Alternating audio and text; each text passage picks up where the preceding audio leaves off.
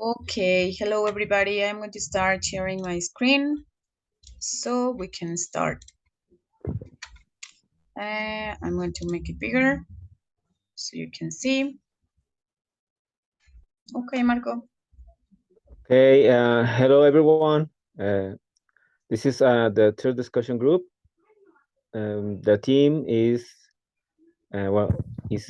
Blanca and myself, Marco.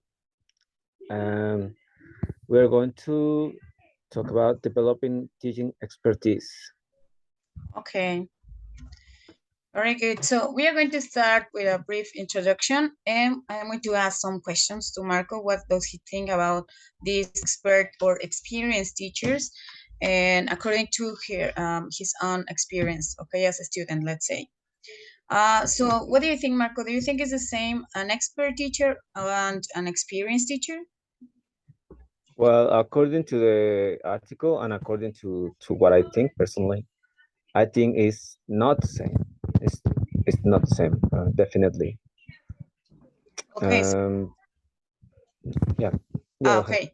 Okay, so because we could see in the reading that they say, well, the authors talks about another authors that discuss this idea, and they agree in this part that not necessarily the experience turns into expertise.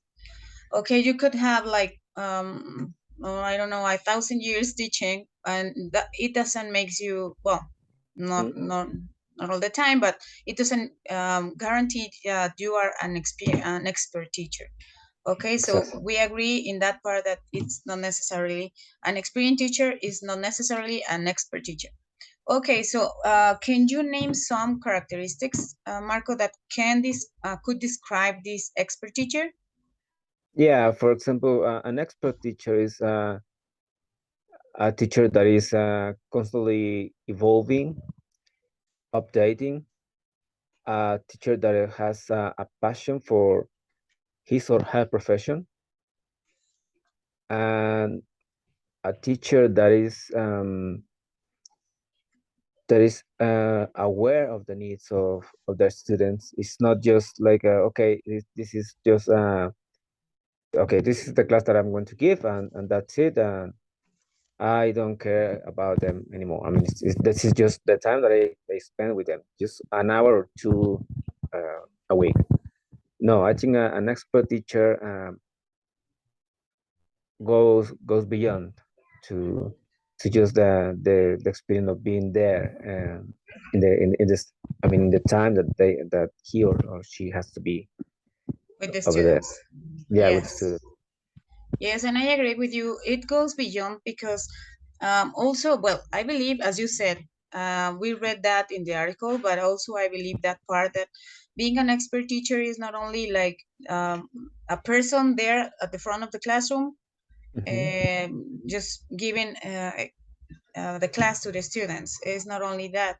It's because the expert teacher um, have like a more open or Hmm. wide vision of the class, because he or she can be able of solving problems of um, knowing how to react to disruptive, for example, the students, because Hmm. sometimes you are very happy giving your class, and a student start like misbehaving or something, and the first thought could be like, oh my god, shut up, or something, but Yeah, not yeah. really, because you are like, okay, what's going on, let's see what could be the best choice to solve this situation, and you do Hmm. it.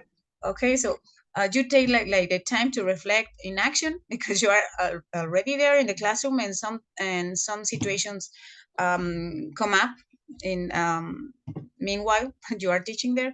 Yeah. So this expertise helps you like to know how to react, how what decisions to make at that point, and to make it better for you and for your students, I guess. So I agree with the things that we have read in the reading, and I agree with you what you are mentioning, all these characteristics. And because the expert teacher is um, is aware, but is also worried about this, let's say, integral education of the student, Exactly. not only being there, like getting all the content of the class, but also what is going on in the class. Okay, I think it's that. Okay, so are you ready to discuss, Marco? Yeah, yeah, of course. Okay, so I have these questions that we are going to talk in this session. And well, as in the reading we're mentioning, they were the participants giving all the experiences. They were different years of experiences, and they came up with these main characteristics of expert teachers that they Hmm. consider main characteristics of expert teachers. And it goes to question number one, and it says, what do you think about the main characteristics of an expert teacher? And these main characteristics has to do with the let's see, with the knowledge of the learners and also about learning. What do you think, Marco, about this characteristic? Mm, Do you think it's important for the teacher to know his or her students, and why? I think it's definitely important because as I mentioned before, it's people that you are spending time with, and of course it's not just oh, okay, everybody has a job, and but this job in particular demands us to interact with people. So that is what it is. People is They are just not robots or mindless robots, as some teachers try it their students. No, I mean we don't know. I mean I I'm I hope I don't go to into a tangent, but for example, I heard the other day that, I mean, people out there, they have their own lives. So I think we have to try to be nice and kind and understanding. Um, to me, that is one of the characteristics of an expert teacher that knows how to deal with with situations, and as you were mentioning, that has these techniques, or if we can call it like that, to solve problems. For example, to manage the classroom, to to create a good rapport with students. Excellent. Yes. Uh, Do you want to add something? yeah. Something else? Sorry. I don't I don't remember if I went into a tangent completely, but I think it is quite important to. I mean, I'm going back to the same. It's important to know our students. It's Mm-hmm. obviously it's going to be impossible to get to know them like in a deep way or in a deeper way, but we have to be aware um, of them, because every student is different, and every student is a different challenge, but a different satisfaction as well when you see them that they are improving, that they are really learning. And that's what is when you as a teacher you feel that you're doing a good job. Yes, and that was what you are mentioning, Marco. It's something that is also in the reading, because Mhm. the participants also mentioned that part, that it is difficult, but you need to find, or the expert teacher knows how to, even it's difficult, but they know, or they are aware of, find this balance between having a students happy, is not always laughing and everything, but enjoying the class, and not, but also learning. So it's difficult because it depends on the age, but when you are working with teens, it's very difficult to keep them happy. They are always like, I don't care about this, I don't want to do homework, I don't know. Okay, but as in the reading mentioned, the students are our clients, but not in that sense to see that part, but we have to be aware of that. that they are clients and we have to give a service, but we have to, if you are expert, you are going to be like not only aware of that, but also that they have to learn whatever, all the time that they are with you, they are going to take something from your class to the next step. Okay, so Yeah. I agree with you in that part, and also in having this board with them, having like this connection of showing that you care about their learning, and also as you mentioned that you know about their needs, they are really different. We as teachers sometimes we don't know what's going on at home, and we don't know to know that much, but if we know a little bit, we can understand why are they behaving in a specific way. Because sometimes they say, oh, I cannot handle with this kid, it's always misbehaving and I don't know what's going on, I don't want him in class, because I have heard some teachers that don't want that student in my class, and I'm like, oh my god, you cannot say that, because you don't know what's going on in his life or her life.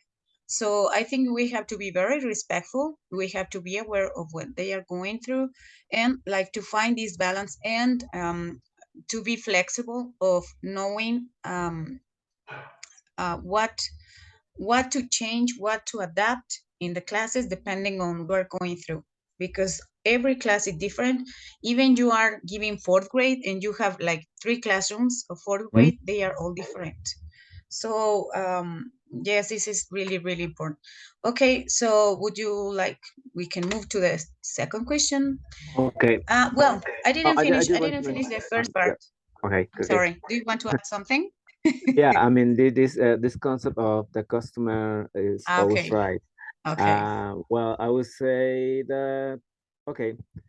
If we, let's say, if there are customers, that in a way uh, they are not always right. I think because I mean they tend to be like, okay, I don't want to do this, I don't want to do that.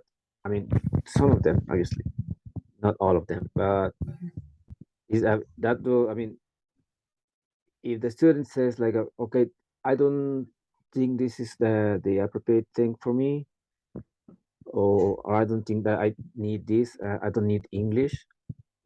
It's like, okay, sir. I mean, well, I'm talking. Let's say, for example, an adult. Okay. Okay, you're paying for it. You're paying for it, but uh, you're not right in the sense that, not because you. I mean, maybe you can adapt as a student, and it has happened to all of us, or even as teachers and as students. We have this problem to adapt sometimes, and we are customers of other teachers as well. But it doesn't mean that just because we have problems to fit into the classroom to adapt, is the fault of the teacher. And as you were mentioning, we don't know what is going on home, what is going on live. I think it's a really It's a quite complex question. It sounds like yeah. we always hear that it's the customer always right. It's And always I right. guess it's not that, let's say, like strict way of saying Mhm. that. But if you think about that phrase, it goes to another like thought. Well, for me, I go to another thought. It says, am I doing all that I can do for that student? Because sometimes you can say, oh, they don't care, they don't want to do homework, they don't want to learn, it seems like, well, they just don't care. It's up to the student. No, what are you doing as a teacher? What are you doing as a teacher? Are you to the parents? Are you talking to the tutor? Are you doing something else because you are the expert there? Yeah, And you have to look for the way, because they are just teens or they are just kids and they are going through some things. But you have to like to take out all this expertise, as you were mentioning, like strategies or techniques or whatever you have to deal with this situation, and finally get to that point. And the objective of our job is that the student can learn. exactly. um, okay, I guess it's not that it's always right, but if it's true that the customer is always right, what am I doing as a teacher? that goes to another question, but we don't have the time, so we are going, we are moving to question number That's two, it. and it says making the students aware. I'm sorry, double A. Oh, making the students aware of their own processes. Would be useful? And what do you think about teachers' reflection on practice? What do you think, The Marco? first one, making students aware. I think it could be good uh, at some point because I mean you can you can have it. I mean, I would love to have when I was studying English to have like this kind of feedback. You know, like you know, you are doing this and you are doing that. I mean, maybe you can improve in this. Maybe you can improve in that. I didn't have that feedback when was necessary, and to I would like to somebody to make me aware of my own processes. I think it would be useful. I could learn the language, but I think it could be a better speaker or a better writer of the language, a better user of the language if I have if I was aware of my processes. And I think it's useful to do that because I think you can motivate your student to achieve even greater stuff. Yes, and they can Um, feel like engaged, right, to the class. exactly. Yeah, because they feel like okay, this is working. Okay, this is demanding. This is sometimes it's boring, but it's working. I'm doing well. So Mm-hmm. I think it's useful. Okay. And about teachers' reflections and practice, well, as I mentioned a couple, no, maybe it was a year ago or 6 months. I don't remember. I'm a person that always reflect in basically on basically everything. But since I have like this passing away of my best friend, I didn't. It was like a kind of I didn't want to reflect on anything, and they have the reflection class, and I was like, no, I just don't. To me, it was just like I just want to live by the day. You know, it's like okay, I did it. I don't want to know about it anymore. But I was wrong. I think it's really, really important to reflect on things, and especially on our practice and our professions, because that is something that could lead us to become expert teachers in the future. Because I mean, something that I didn't say about experience. I mean, the difference with expert and experience. For example, uh, there are teachers, including myself. I have 9 years of experience, and I have a lot of things to learn. Lot, like every time that I see some classmates that they are novice teachers, and it's like, whoa! I mean, I would love to have that idea, you know. So I think reflection is really really important and is really helpful for us for as teachers.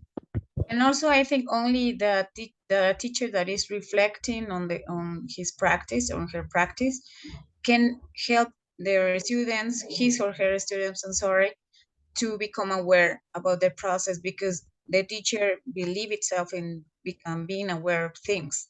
So I think it's like I start in my person as a teacher, like reflecting on what's going right or what's going wrong, what can which changes I can make, like to do it Yeah. better. And then I go with my student and I say, well, what do you think? Look, we have to do this and this, and you are expected to do this, and you can like um, think of the way you can go or get to that point, and that could be really engine, like as the article mentions. And as you were talking, Marco, so many phrases came to my mind regarding to the previous years being in the VA. Well, I'm again in the VA, finishing these two subjects. Going back to the past experiences and being in class, I remember all these things. that the teacher said. For example, knowing a student's needs. That's important to know a student's needs. Also, this reflection on practice, reflection in action, reflection. Um, Also, this practice of doing the reflective lesson plan. I don't know if you did that activity, but it was really, really a nice experience.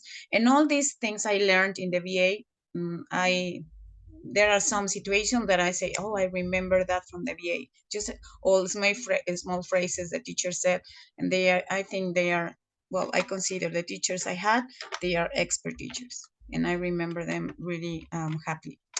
Okay, let's move to the last one because we are almost finishing, and we are going to question number 3, and it says, "What does active student involvement mean to you?"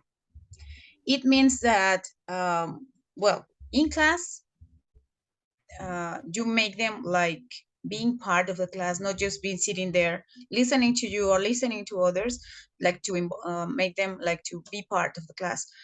And also, what happened out of the classroom? What do you think, Marco? I think um, it's a very nice question, a very very interesting one. I think I mean, outside the classroom, For example, if you obviously. are okay, for example, you're at school, imagine you're at school and Mhm. you had your class or whatever, and you leave and you are in recess or something, and you find a student, and you say, "Oh, hello," and you start talking about something different from what you talk in class. And what do you consider about that? Socializing. I think it's a quite an experience. I personally have had that experience many times.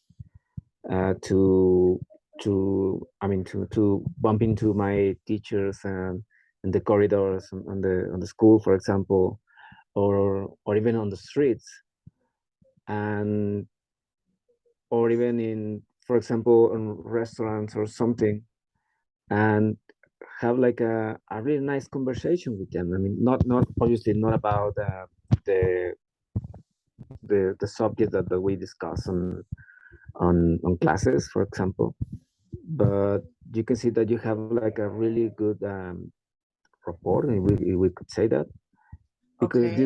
you're I mean, you're capable to have like a really nice conversation with them, not just a shallow one, a superficial one, a conversation with real meaning. Okay, um and can I ask you something about this? What you are mentioning, and you are talking about like being a student, finding, going out, for example, the school, and finding someone out of the school and talking and having these nice conversations. But is there an impact in you or the way you see the teacher now, then when you come back to the classroom, or is just the same?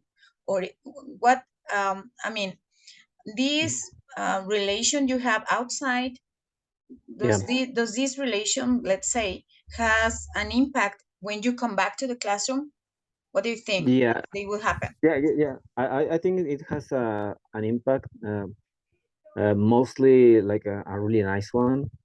And putting myself on the side of being the teacher, it has been like the same. For example, when I've just for example, I used to go to concerts, rock and roll concert, and I just bump into some of my students, and like, "Ah, teacher, come on, and grab a beer or something," and we start singing along the song of the band or something, and then we come back to classes, and And they behave it's, different, right? yeah, they behave different, but the kind of the division of the student and the teacher is still there. I mean, Okay, yes, the respect, let's say. yeah, Hmm. that line is still there, but it's like more, how can I Confident say it? relationship, It's right? exactly, and it is really nice. I think it's some of the most the things that I like the most about my profession. I Yes, really love that. yes, I agree with you. Okay, Marco, I think That's all for this discussion session. We are going to close. Well, I would like to add something just to close, and then if you want, you can add something too. I would like to say that all this reading that we have seen during this semester, they are like all linked, and they are talking about this reflection, about this flexibility, about awareness, about all these five main characteristics we found in this article that we read today and that we are discussing about today, and how an expert teacher can combine or make a balance among all these concepts that Mhm. are like main characteristics or abilities or skills or everything, and how an expert teacher can combine all of them and is a result of let's say like successful class, let's say. No, Yeah. I don't know if you would like to add something, Marco. No, I just like to I mean say that I agree with definitely with you. Most of the readings, if not all of them, are related in some way. And so far, until this reading, I think is like okay, all of them converge in this. I don't know if it is intentionally or not, but I think it is really good to see that all the things that we have learned about is like okay, this is what an expert teacher can. I mean, what an expert teacher is or should be. Um, yeah, to me, it's like it's really great to finally like okay, it worth all the time that I spent reading Yes, of course. because because it gives me a clear perspective of what are we doing. Because sometimes it's with other classes and all that we don't know what are we doing in certain classes. And to me this reading was particularly interesting because it makes things like a I mean it's all there. Let's say just nine pages. I think it's 9 or 10. Hmm. And I'm like, okay, this is what I needed to read. And Yes, it's that's that we have to all aim. We're aiming exactly. to be an expert teacher. Okay, so Okay. thank you so much, Marco. We're finishing for Okay. today. We'll see you later. Bye. Bye everyone. Bye. I'm